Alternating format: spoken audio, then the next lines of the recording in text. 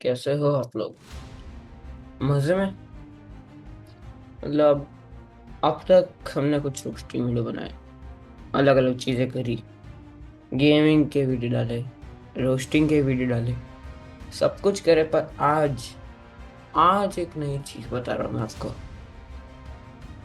The success story of Alibaba.com। आपने अलग अलग जैसे धीरूभाई अंबानी, मुकेश अंबानी, रतन टाटा, सब बड़े बड़े बिजनेसेस क्या आपने जाने तो होगी सक्सेस स्टोरी कि भाई कैसे उन्होंने इतना बड़ा करा। कैसे अब्दुल कलाम जी न्यूज़पेपर बेचते थे, धीरूभाई अंबानी पकौड़े बेचते थे। तो वैसे ही Alibaba.com, आपको पता ही होगा, एक बड़ी कंपनी है। कितने को लगता होगा कि अलीबाबा एक छोटी सी कंपनी है और इसमें कहाँ ही कुछ होगा। And I was also shock while seeing the success story of them and while knowing the revenue of theirs. It was amazing। बहुत खतरनाक बनाया था। मतलब एक कंपनी के बारे में हमें कुछ इतना नहीं पता है, इसलिए आज मैं आपको बताऊंगा the success story of a great company Alibaba. तो अलीबाबा के सोचना चालू, मतलब फाउंडेड किसने किया था, मतलब किसने ढूंढी थी अलीबाबा। अलीबाबा एक चाइनीज इन्वेस्टर, जैक मै यून, उन्होंने अलीबाबा का फाउंड किया था, उन्होंने इनको ढूंढा था। मतलब he was a wealthy Chinese investor and entrepreneur. तो उन्होंने अली बाबा का सोचा। अब अली बाबा में ऐसा तो क्या ही था। अली बाबा में असली में जैसे हमारा अमेजोन फ्लिपकार्ट, वैसे अली बाबा में वो लोग बेचते थे अपना सामान।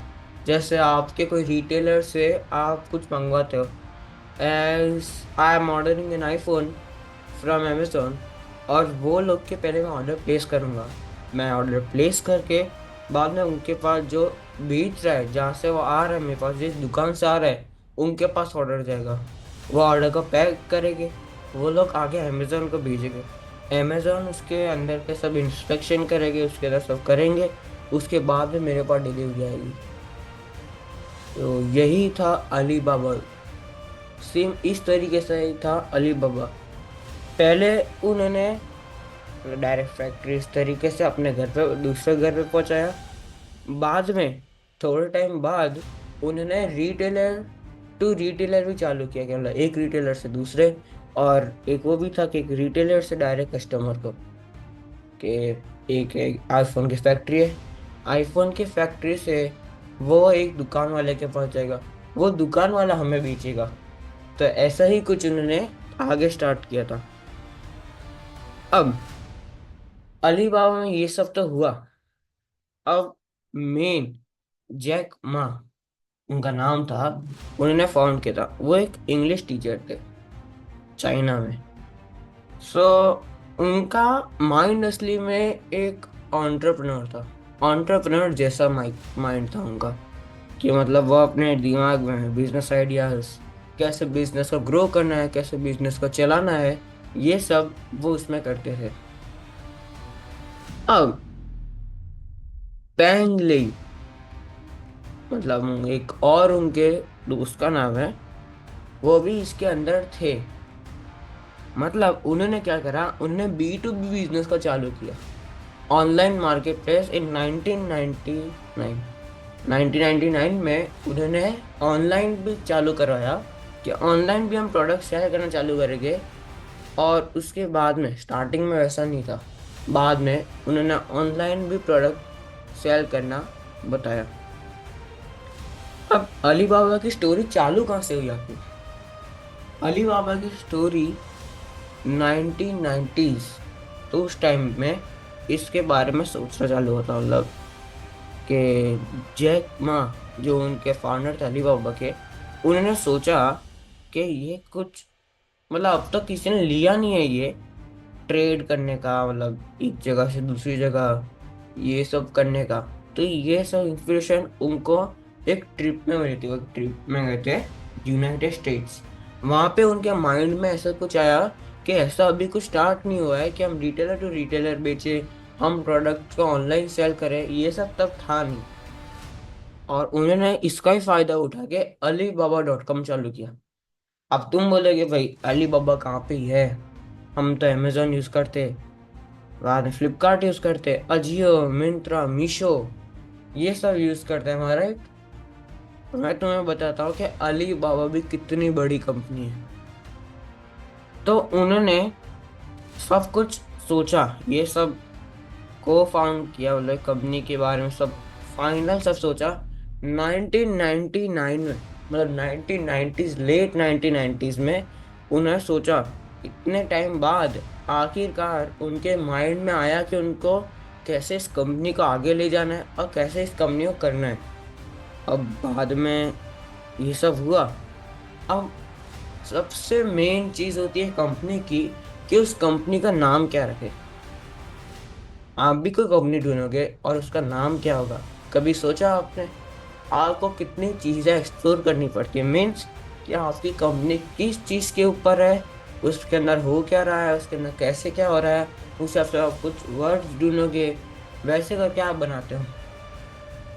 और ऐसा ही उनको सोचा था, या उनको कुछ अलग से नाम भी आप ऑफकोर्स आपका नाम रख सकते हैं ऐसा, पर उनको कुछ ऐसा नाम चाहिए था कि जो अट्रैक्ट करे थोड़ा।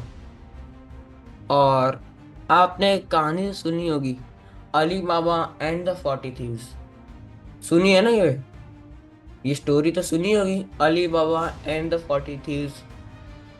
बस यही, इसके अंदर जो वर्ड था अली बाबा, ये फॉक टेल थी।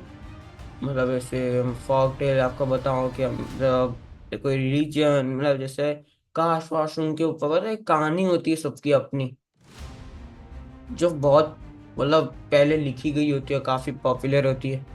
बस ऐसी एक थी ये कहानी, अली बाबा एंड द 40 थीव्स।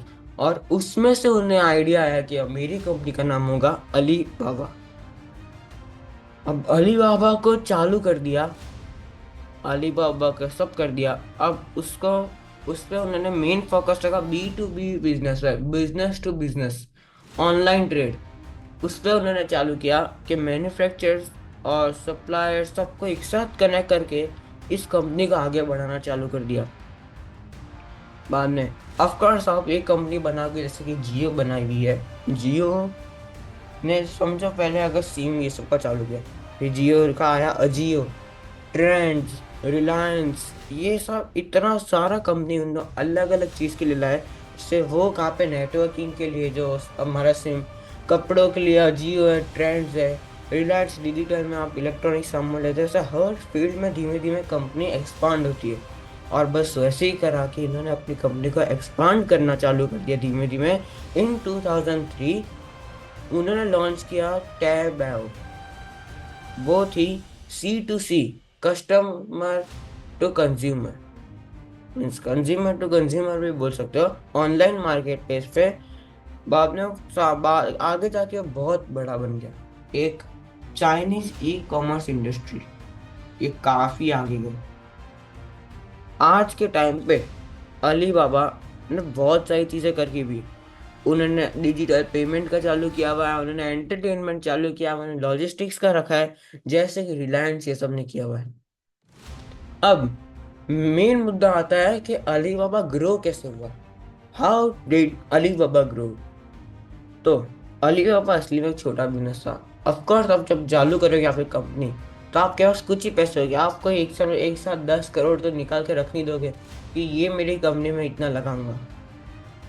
हमारे पास ज्यादा से ज्यादा होके भी 3-4 करोड़, वो भी हमने कहीं ना कहीं से जोड़े हुए होते, किसी ना किसी से मांग के कंपनी स्टार्ट करते। बस उस तरीके से एक स्मॉल बिजनेस चालू हुआ था और धीमे धीमे वो बढ़ता गया। पहले एक स्मॉल था, बाद में मीडियम साइज, और आज एक बहुत बड़ा बिजनेस बन चुका है। उन्होंने सब जगह पहले पहुंचे, नेटवर्किंग ये सब किया, उसके अंदर कैसे क्या करना है, बाने अलीबाबा में सप्लायर्स, जैसे स्टार्टिंग में एक दो ही सप्लाई करने वाले हो गए, धीमे धीमे जॉब देना चालू किया धीमे धीमे, जैसे जैसे पैसे वैसे वैसे उन्होंने सब बढ़ाना चालू कर दिया। बाद में उन्होंने एक वापस जाकर टैब है जो आपको बताया था, e commerce in China transform model, transform e commerce in China. तो उसमें बिजनेस टू कंज्यूमर, मतलब एकदम प्रॉपर तरीके से कैसे ब्रांड के जो चीजें होती है, जैसे कि मैं आपको बताऊं कि मेरे घर के पास में एक दुकान होगी, राजू मोबाइल, समझो, राजू मोबाइल हुई। अब एप्पल की चीज राजू मोबाइल थोड़ी ना बनाएगा, राजू मोबाइल थोड़ी ना अपने घर पे बैठ के पार्ट जोड़ेगा और आईफोन बनाएगा। आईफोन वाला अपने प्रोडक्ट अलग अलग दुकानों पे बेचते हैं और वो अलग अलग दुकान वाले हमें बेचते हैं। पर यहाँ पे टैब में ऐसा करा कि उन्होंने डायरेक्ट फैक्ट्री, डायरेक्ट ब्रांड वाले से डायरेक्ट हमें पहुंचाया, बीच में रिटेलर्स नहीं था। तो बस इस तरीके से उन्होंने करा। और बाद में आपको पता ही है कि एक नया जमाना निकला है आजकल, यूपीआई, बाद में ऑनलाइन पेमेंट, ये सब। तो वैसे ही उन्होंने चालू कर दिया अपना अली पे। अली बाबा ने अपने कंपनी के अंदर एक नया लिखा है अली पे, जिसके अंदर उन्होंने ये सब चालू कर दिया, ऑनलाइन ट्रांजेक्शन चालू करवाए, ये सब करा और उनकी ग्रोथ और बढ़ गई। अब इतने में थोड़ी ना होगा, जैसे रिलायंस डिजिटल, रिलायंस इतना, जियो स्टूडियोज भी आपको पता है जो मूवी को प्रोड्यूस करते हैं, वही किया। अली बाबा ने अपना अली बाबा पिक्चर्स चालू किया, जिसमें वो प्रोडक्शन करते थे, पिक्चर को प्रोड्यूस करते थे। वो प्रोड्यूस मतलब बनाते नहीं है असली में, मतलब फंडिंग करते। बाद में पार्टनरशिप चालू करे, कैपिटल रेज करे, अलग अलग फाइनेंशियल ग्रुप इन्वेस्टमेंट सब कुछ करा, इतना कुछ अपने बिजनेस को बढ़ाना चालू कर दिया। बाद में there was a main thing, सबसे बड़ा एक जो हुआ उनके साथ, ग्लोबल एक्सपांशन। मतलब अलीबाबा चाइना में चालू हुई थी, वो सिर्फ चाइना की ही कंपनी थी। हाँ, जैसे अमेजोन यूएस में चालू हुई है तो वो यूएस की होती है, बाद में जैसे वो ग्रो होती है तो वो हर जगह फैलती है। क्यों? क्योंकि आप चाइना टू इंडिया मंगवाएंगे, तो आप अगर 1.5 लाख का आईफोन मंगवा रहे तो 1.5 लाख तो उन्हें चाइना से इंडिया तक भिजवा दिया। पर उनको अंदर जो एक्सपेंस, जो अंदर उनका कॉस्ट आता है, सप्लाइंग कॉस्ट, जो उनको चार्जेस पे करने पड़ते वो कर नहीं पाते। तो अगर कंपनी बड़ी हो तो उनको ग्लोबली एक्सपांड करते कि इंडिया के अंदर से इंडिया की कोई जगह पे चला जाए। और यही था सबसे बड़ा अली बाबा के लिए, कि उन्होंने पूरे ऑल ओवर वर्ल्ड अली बाबा को पहुंचाना चालू कर दिया। और उसके बाद में मेन एक और मुद्दा है, फंड। फंड कहाँ से मिलेंगे तुम्हें? तुम कुछ कंपनी बना दोगे पर तुम्हें फंड तो चाहिए ना, फंड रेस करने पड़ते। तो अली बाबा ने पहले करा 8.9 बिलियन का, इन 16 राउंड, अक्रॉस 16 राउंड करे थे। और उसके ग्रुप था 32 इन्वेस्टर्स का, 32 इन्वेस्टर के साथ मिलकर 8.9 बिलियन का एक कैपिटल रेस किया। बाद में ऑन March 3, 2015 उन्होंने एक वेंचर फंड वो रेस किया था 316 मिलियन का। मैं बोल रहा हूँ मिलियन का, बिलियन का नहीं, 316 मिलियन का। उसके बाद में on February 5, 2020 Quibi secured 750 million in latest diversity investment, एक और कैपिटल रेस किया। फिर Alibaba group has also sold 69 stocks and its most successful include Snap and कुछ कंपनीज थी वो सबके साथ। Alibaba Group has added 34 company to its portfolio, including Sun Art Retail Group. This purchase for 3.6 billion on October 18, 2020। मतलब Alibaba group ने अपने अंदर 34 और कंपनी को अंदर लेके आए वो। और बाद में आपको बता दूं कि अब कंपनी की वैल्यूएशन क्या है। वो Alibaba company 42nd most valuable company in the world, पूरे वर्ल्ड में 42nd है। और उनका एस्टिमेटेड जो, मतलब हम प्रॉपर तो हमारे पास नहीं होते नंबर्स, और जो एस्टिमेट जो किया है उनके वैल्यूएशन का, वो है 232.03 billion. Can you ever imagine a company जो छोटे से चालू हुई थी वो आज इतनी बड़ी बन चुकी है। 232.03 बिलियन, जो हमारे इंडियन रुपीज में होते हैं 23,200 की कंपनी है ये। 23,200 करोड़। और हाँ, आपको अगर बिलियन टू, अगर आपको करोड़ में लाना हो तो असली में, मतलब 1 बिलियन 100 करोड़ के उतना होता है, इक्वल होता है। 1 billion is equal to 100 crore. So आज जो है 23,200 करोड़ की इतनी बड़ी कंपनी बन चुकी है अलीबाबा, जिसकी आपको अब तक सक्सेस स्टोरी मालूम नहीं थी, मोस्ट ऑफ का नहीं पता थी। और वो मैंने सोचा और बस मैं आपके पास ले आया। और एक और चीज़, एक और वीडियो आएगी एक और सक्सेसफुल कंपनी की, जिसके बारे में आपने सुना भी होगा, कितनों को सक्सेस स्टोरी पता भी होगी। और एक उसकी बुक भी बताऊंगा कि जिसके अंदर आप उनकी पूरी सक्सेस स्टोरी पढ़ सकते हो, जो एक काफ़ी अच्छी बुक है। और अलीबाबा की भी काफ़ी बुक्स आपको ऑनलाइन मिल जाएगी उनकी सक्सेस स्टोरी के हिसाब से।